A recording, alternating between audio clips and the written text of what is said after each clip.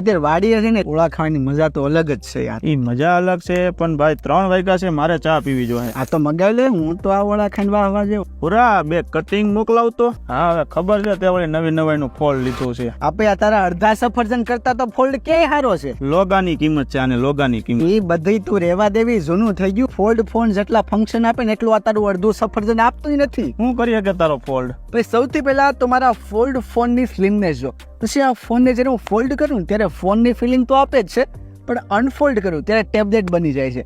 અને એના કેમેરા 200 મેગાપિક્સલના છે. આઈફોનના 3 કેમેરાનો સરવાળો કરો ને તો ભાઈ 200 નથી થતો.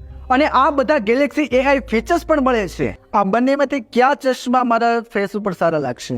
મને લાગે છે કે આ બ્લેક ફ્રેમ વાળા ચશ્મા તમારા પર વધુ સારા લાગશે. હા તારી વાત તો સાચી છે, પણ હું આ ફોલ્ડ લઉં તો મને ફાવશે કે નહીં ફાવે? ભાઈ એનું તું ટેન્શન લેવા. તારા આઈફોન ની અંદર સફારીમાં જઈને સર્ચ કરવાનું છે ટ્રાય ગેલેક્સી, અને પછી એડ ટુ હોમ સ્ક્રીન ઉપર ક્લિક કરવાનું છે. એટલે તારા આઈફોન ની અંદર સેમસંગ ની UI આવી જશે, જેનો તું એક્સપિરિયન્સ કરી શકીશ. અને જો આમાં ગેલેક્સી AI ના ફીચર્સ પણ તને યુઝ કરવા મળશે, કે object eraser, sketch to image, circle to search. એટલે એ તે તો મારા આઈફોન ને સેમસંગ બનાવી દીધો. એ તો બની જ જાય ને, સેમસંગ છે ભાઈ, થોડું અડધું સફરજન છે. ભાઈ સેમસંગે તો ગજબ વસ્તુ બનાવી છે. તો ગજબ જ બની ને.